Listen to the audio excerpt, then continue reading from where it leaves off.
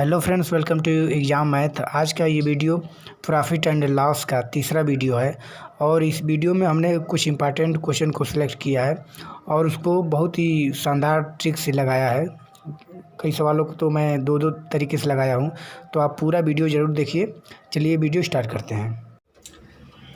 Profit and loss यानी कि लाभ हानि के सवाल को हल करने के लिए उसका एक मूल मंत्र है, एक तरह से कहा जाए तो फंडामेंटल है, उसको जानना बहुत ज़रूरी है। ठीक है, एक चीज़ मैं यहाँ पे बता रहा हूँ, इसको आप ध्यान रखेंगे, इसका अप्लाई किया जाएगा आगे जो क्वेश्चन आएगा उसमें, और बड़े ही आसानी से सवालों को हल कर लिया जाएगा। तो जैसे अगर 1% लिखा हो 1%, तो इसको लिखा जा सकता है 1/100। परसेंटेज को आपको बटा में चेंज करना आना चाहिए। अगर ये आपको पता है तो लाभ और हानि के सवाल को आसानी से हल कर लेंगे। ठीक है, अगर 2% लिखा हो तो इसको लिख सकते हैं क्या, 2/100। इसको काट देंगे तो 50 बार में कट जाएगा, इसको लिख सकते हैं 1/50। उसी तरह से 3% जो है इसको हम लिख सकते हैं 3/100। ठीक है, उसके बाद से 4% है, उसको भी लिख सकते हैं 4/100।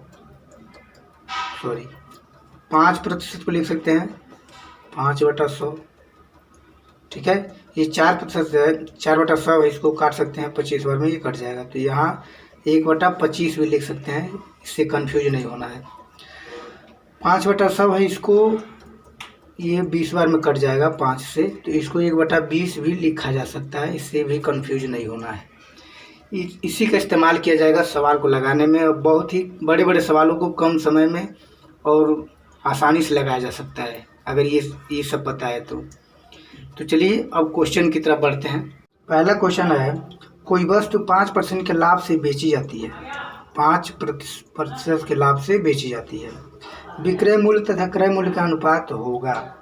ठीक है, अभी मैं बताया हूँ कि 5% को क्या लिख सकते हैं, 5/100। ठीक है, और इसको और इसका सरलतम रूप क्या लिख सकते हैं, 1/20।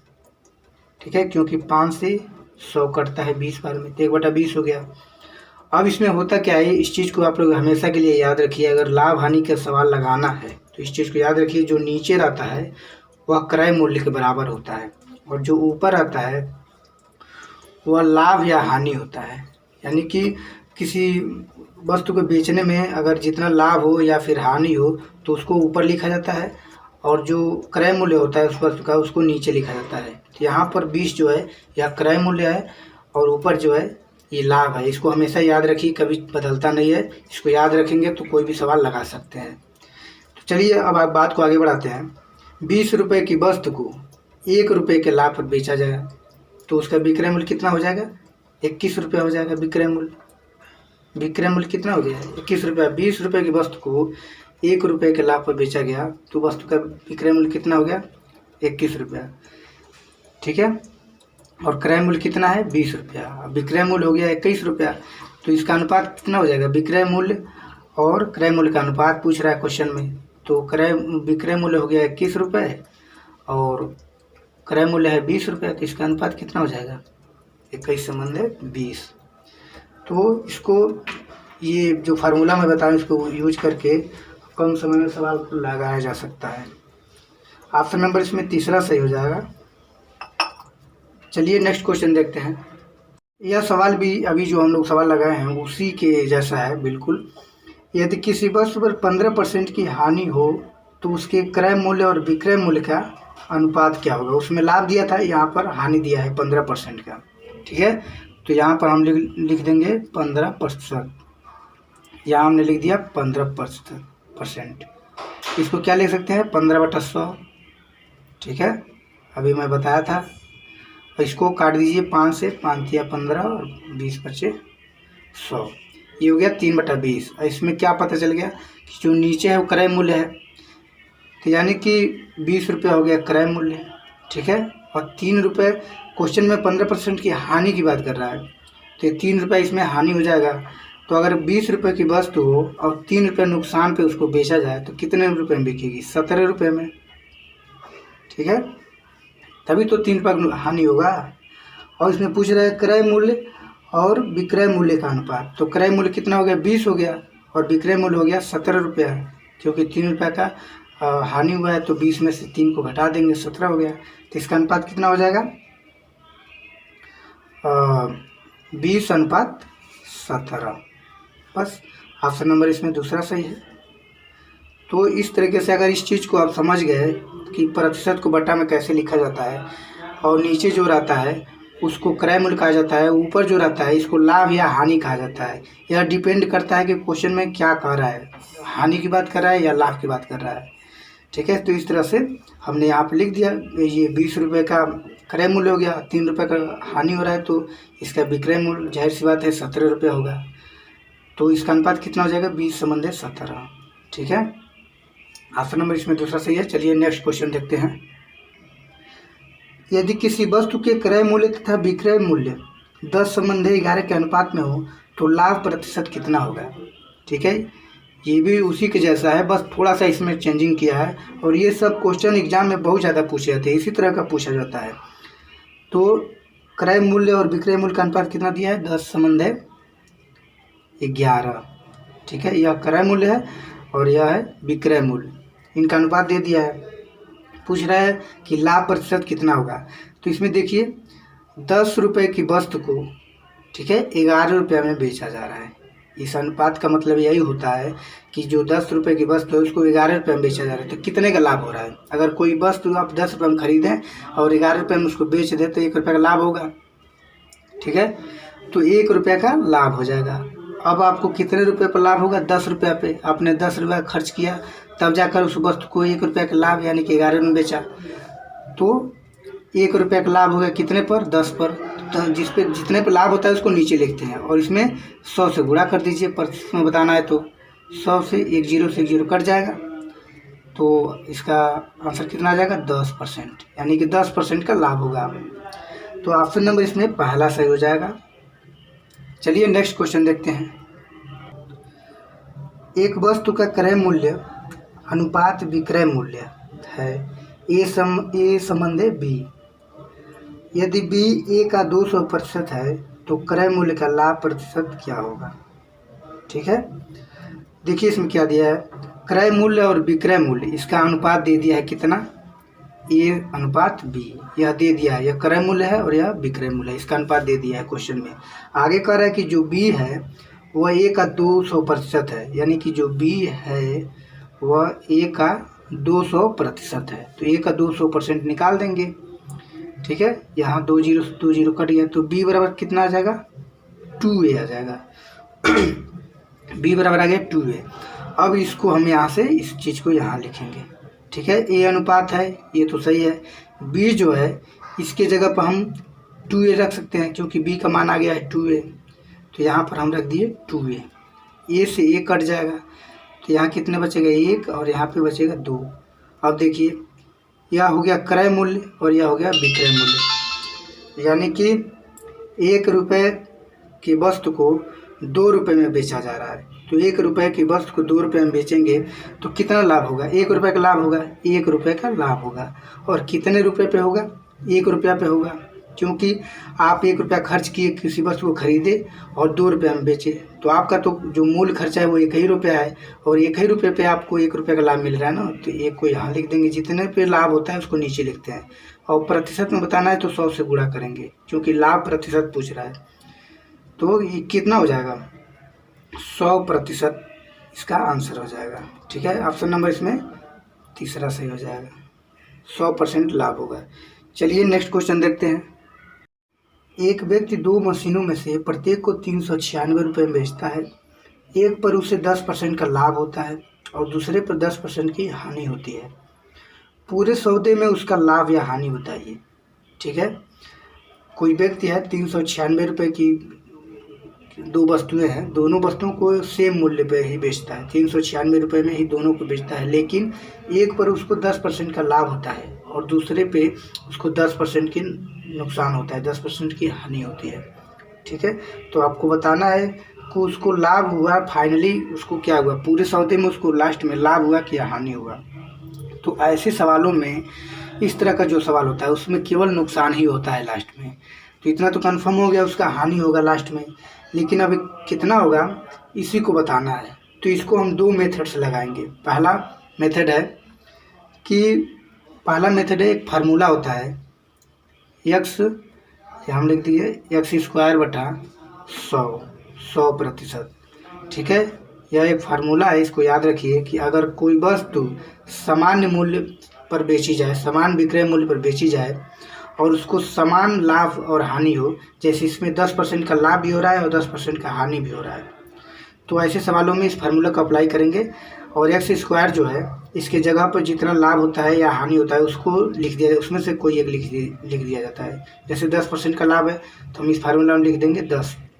ठीक है, और 10 का स्क्वायर कितना हो जाएगा 100 हो जाएगा। नीचे कितना है 100, और 100 से 100 कट जाएगा तो कितना आएगा 1%। ठीक है, 1% आएगा और 1% क्या होगा हानि होगा, क्योंकि मैं अभी बताया हूँ कि ऐसे सवालों में केवल नुकसान ही होता है। ठीक है, कभी कभी दे देता है कि दो घोड़ों को एक व्यापारी एक ही मूल्य पर बेचता है, एक पर उसको 10% का लाभ होता है और दूसरे पर 10% का हानि होता है। तो ऐसे सवालों को इसी फार्मूला से आप लगा सकते हैं। बहुत छोटा फार्मूला है, इसको आप याद कर सकते हैं। तो 1% की हानि होगी, ऑप्शन नंबर इसमें दूसरा सही हो जाएगा।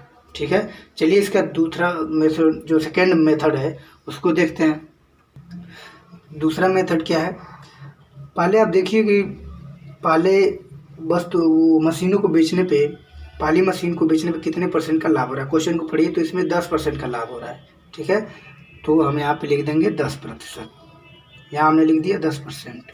ठीक है, 10% को क्या लिख सकते हैं 1/10। ठीक है, और पहली मशीन को बेच रहा है तो उसको 10% का लाभ हो रहा है।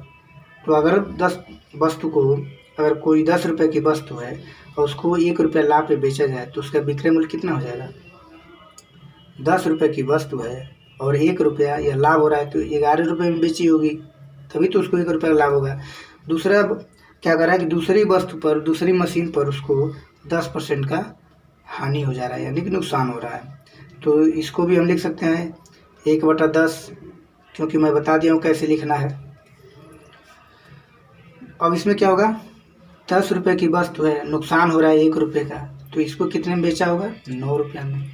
ठीक है, इस चीज़ को आप लोग ऐसे का अलग रखिए, भूल जाइए इसको। पहले मशीन को वह 10 रुपये, पहले मशीन को बेचने में उसको 10% का लाभ हो रहा है, तो 10% को हमने लिख दिया, 10/100 लिखेंगे तो 1/10 हो जाएगा लास्ट में। तो इससे क्या पता चला कि 10 रुपये की वस्तु को 1% लाभ पर, 1 रुपया लाभ पर बेचा जाए तो 11 रुपये में बेचेगी। तो 10 रुपये की वस्तु को 11 में बेचा मान लीजिए। और दूसरा है कि 10 रुपये की वस्तु को 1 रुपया नुकसान पर बेचा तो 9 रुपये में बेचा होगा। अब पूरे सौदे में पूछ रहा है उसको लाभ या हानि होगा, तो इतना तो पता है कि ऐसे सवालों में हानि होता है। पूरे सौदे की बात कर रहा है तो इसका गुणा कर दीजिए, 10 का गुणा 10 में और 9 का गुणा 11 में, तो यहाँ पे 100 हो गया और यहाँ पे 11 9 99 हो गया। तो यहाँ पे क्या पता चला कि 100 रुपये की वस्तु को 99 में बेचा। अब कोई भी 100 रुपये की वस्तु को 99 में बेचेगा तो जाहिर सी बात है 1 रुपया को उसको नुकसान होगा। ठीक है, तो 1% का हानि होगा। तो इस तरह से भी इसको लगा सकते हैं। चलिए नेक्स्ट क्वेश्चन देखते हैं। 5 रुपये के 6 की दर से केले खरीदकर 6 रुपये के 5 की दर से बेचे जाते हैं, लाभ प्रतिशत क्या है। कोई व्यक्ति है वह 5 रुपये में 6 की दर से केला खरीद रहा है और 6 रुपये में 5 की दर से बेचता है। बहुत ही मस्त सवाल है यह। यहाँ पर आप लिख दीजिए केला की संख्या, यहाँ लिखिए केले। ठीक है, और यहाँ पर लिखिए रुपए, कितने रुपए में बेच रहा है या खरीद रहा है। तो पहले शुरू में क्या कर रहा है 5 रुपये के 6 की दर से केले खरीदता है, यानी कि 5 रुपये में कितने केले खरीदता है 6 केले। बाद में क्या कर रहा है कि 6 रुपये का 5 की दर से बेच देता है, 6 रुपये में 5 की दर से बेच देता है। 6 रुपये में कितना बेच रहा है 5, यानी कि 6 केला पहले खरीद रहा है 5 रुपये में और 5 केला 6 रुपये की दर से बेच दे रहा है। तो बताना है कि उसको टोटल कितना लाभ होगा और वो भी प्रतिशत में बताना है। ठीक है, तो इस सवाल को लगाने का बहुत मस्त तरीका है। यहाँ पर देखिए 6 केला 5 रुपये में खरीदा और 5 केला 6 रुपये में बेचा। तो 6 केला खरीदा था, 5 ही केला बेचा है, 1 केला अभी उसके पास बचा हुआ है। ठीक है, तो जो आप जितना वस्तु खरीदेंगे, अगर आपकी दुकान में 100 वस्तु है तो 100 वस्तु को जब तक आप बेचेंगे नहीं तब तक पता नहीं चलेगा कितने का लाभ हुआ है। तो टोटल जितना खरीदा है उतना बेच देगा, तब उसको पता चलेगा कि अब बिजनेस में मुझे कितना लाभ हुआ और कितना हानि हुआ। तो यहाँ पे तो 6 है, यहाँ 5 है, तो इसको बराबर करना पड़ेगा। ठीक है, तो बराबर करने के लिए ऊपर वाले में 5 से दोनों पक्षों में गुणा कर दीजिए। यहाँ हम कर देंगे गुणा। ठीक है, और नीचे वाले में इसमें 6 से गुणा कर देंगे। इसमें यही तरीका है, इसको जो सीख गया तो ऐसे सवालों को लगा सकता है, क्योंकि इसमें बराबर करना बस यही एक थोड़ा सा सीखने का तरीका है। इसको सीख गया तो क्वेश्चन लगा सकते हैं। अब पहले वाले को देखिए, 6 पचे 30 और 5 पचे 25, तो यहाँ कितना हो जाएगा 30 और 25। ठीक है, नीचे वाला 6 पचे 30 और ये 6 6 का 36। ठीक है, अब यहाँ पे कंप्लीट हो गया। 30 केला 25 रुपये में खरीदा और 30 केला 36 रुपये में बेचा। अब यहाँ पर केला जो है वो बराबर हो गया, क्योंकि जितना खरीदेगा उतने ही ना बेचेगा। तो अब देखिए 30 केला 25 रुपये में खरीदा और 30 केला को 36 रुपये में बेच दिया। 25 रुपये में खरीदता है, 36 रुपये में बेचता है, तो कितना लाभ होता है? इनका अंतर कितना हो जाएगा? 11 रुपये का लाभ होता है उसको। 11 रुपये का लाभ हो गया। कितने पे लाभ हुआ? 11 रुपये 25 रुपये पे। तो 25 यहाँ नीचे लिख देंगे और प्रतिशत में बताना है तो 100 से गुणा कर देंगे। 25 चौका 100 और 11 चौका 44, यानी कि 44% का उसको लाभ हो जाएगा। ठीक है, एक बार और मैं समझा दे रहा हूँ कि वो क्या कर रहा है कि 6 केला पहले खरीद रहा है 5 रुपये में, और उसके बाद 5 केला बेच दे रहा है 6 रुपये में। तो बताना है कितना लाभ हुआ कितना हानि। तो जितना केला 6 केला खरीदा है और यहाँ दिखा रहा है कि 5 ही केला बेचा है, तो जब तक पूरा केला बेच नहीं देगा तब तक पता ही नहीं चलेगा कितना उसको लाभ हुआ है। तो इसको हम बराबर कर लेंगे, 5 से गुणा कर देंगे ऊपर वाले में, 6 से गुणा कर देंगे नीचे वाले में। ये हो जाएगा 30 और 25, यहाँ 30 और ये 36। 30 केला 25 में खरीदा और 30 केला को 36 में बेचा। तो 25 में कोई चीज़ खरीद कर 36 में बेचेंगे तो 11 रुपये का लाभ होगा। तो 11 रुपये का लाभ कितने पे होगा? आप घर से आपने कितना पैसा लगाया था? 25 रुपया। तो 25 पे 11 का लाभ हो रहा है, तो 25 को नीचे लिखेंगे और प्रतिशत में बताना है तो 100 से गुणा कर देंगे, तो ये आ जाएगा 44%। ऑप्शन नंबर इसमें तीसरा सही हो जाएगा। चलिए नेक्स्ट क्वेश्चन देखते हैं। अभी हम लोग जो लगाए हैं उसी के जैसा ये भी सवाल है। इसमें कह रहा है कि यदि मैं 10 रुपये के 11 की दर से कुछ वस्तुएं खरीद कर उन्हें 11 रुपये के 10 की दर से बेच दूं तो लाभ प्रतिशत होगा। ठीक है, आप यहाँ पर लिखेंगे वस्तुएं। ठीक है, यहाँ मैंने लिख दिया वस्तुएं, एक तरफ लिख दिया वस्तु और दूसरी तरफ रुपए, कितने में खरीदा और बेचा। शुरू में क्या करें? 10 रुपये में 11 की दर से, यानी कि 11 वस्तु। आगे क्या कर रहा है कि 11 रुपये के 10 वस्तु बेच दे रहा है। ठीक है, उसी के जैसा है, इसको भी बराबर करना पड़ेगा। 11 वस्तु खरीद रहा है 10 रुपये में और 10 वस्तु 11 रुपये की दर से बेच रहा है, तो आपको बताना है कितना प्रतिशत लाभ होगा। तो जितना खरीदेगा वस्तु उतने ही तो बेचेगा, तो ये तो बराबर है ना। इसको बराबर करने के लिए इसमें अब 10 से गुणा कर दीजिए, तो इधर भी दोनों पक्षों में गुणा होता है, और इसको 11 से गुणा कर दीजिए तो इधर भी 11 से गुणा हो जाएगा। ठीक है, तो ये पहला वाला कितना आ जाएगा? 11 दहाँ पे 110, ये आ गया 110 और यहाँ से कितना आ जाएगा? 100। ठीक, उसके बाद दूसरा सेकेंड वाला क्या आएगा? ये भी 110 हो जाएगा और 11 गुणा 11 में करेंगे तो 121 हो जाएगा। ठीक, अब देखिए 110 वस्तु को 100 रुपये में खरीद रहा है और 110 वस्तु को 121 रुपये में बेच दे रहा है। 100 रुपये का खरीद रहा है और 121 में बेच रहा है, तो कितना लाभ कमा रहा है? 21 रुपये का लाभ कमा रहा है, तो 21 रुपये हमें यहाँ लिख देंगे। और 21 रुपये का लाभ कितने रुपये पे कमा रहा है? 100 रुपये पे, क्योंकि 100 रुपये इन्वेस्ट किया है, तो 100 को हम लिख देंगे नीचे। अब गुणे परसेंटेज में बताना है तो 100 से गुणा कर देंगे। 100 से 100 कट जाएगा तो 21% का उसको लाभ हो जाएगा। ऑप्शन नंबर इसमें तीसरा सही हो जाएगा। ठीक है, चलिए नेक्स्ट क्वेश्चन देखते हैं। किसी वस्तु के लागत मूल्य और विक्रय मूल्य का अनुपात है 20:21।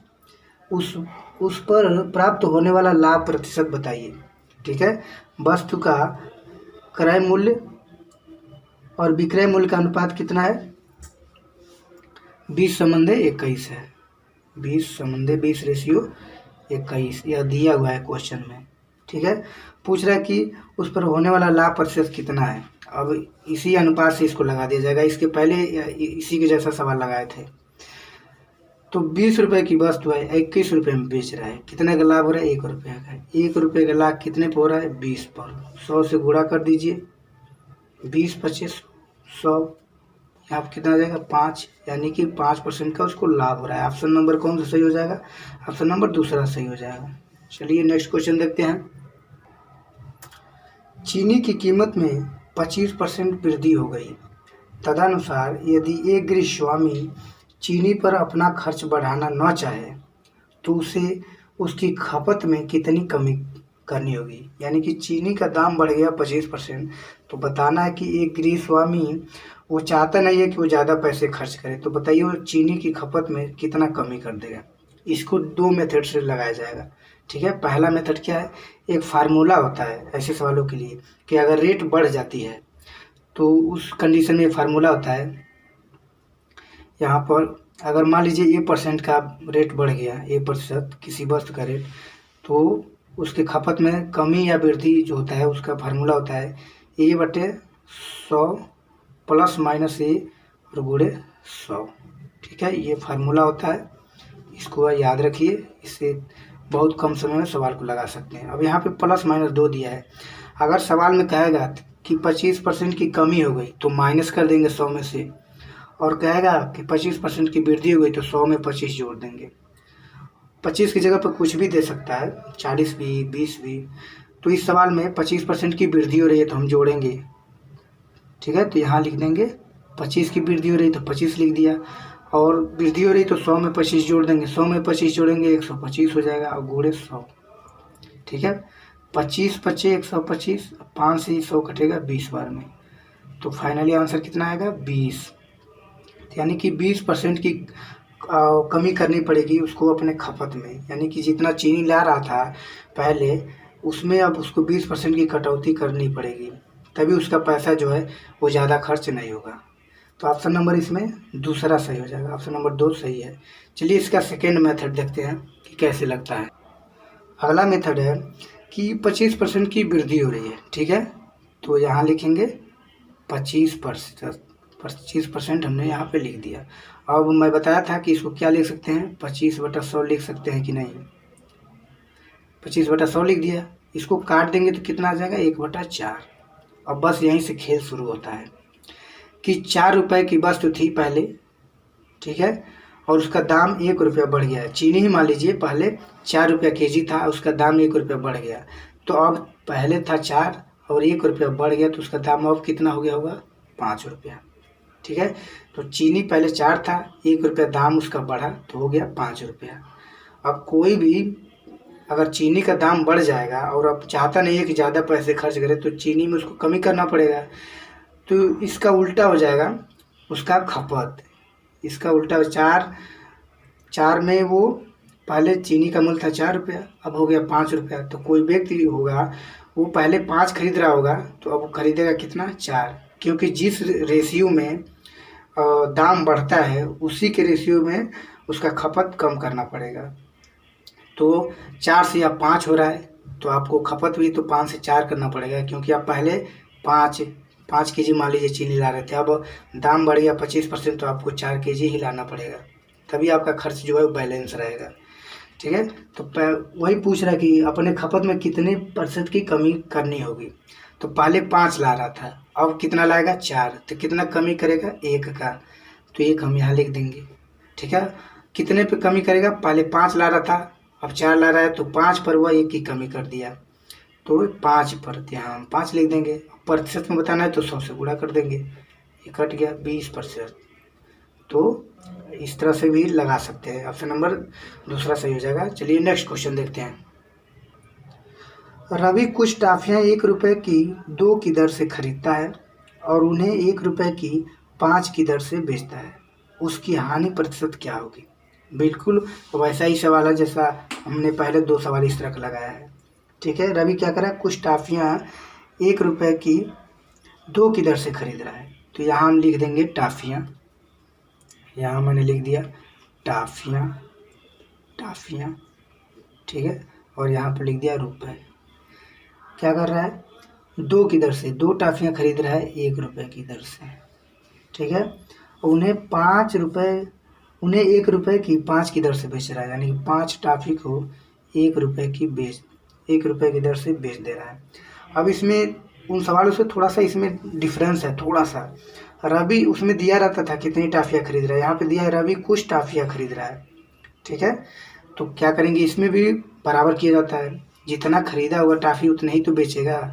अब इसमें देखिए क्या कर रहा है कि दो टाफी 1 रुपये में 2 टाफी खरीद रहा है और 5 टाफी 1 रुपये में बेच दे रहा है।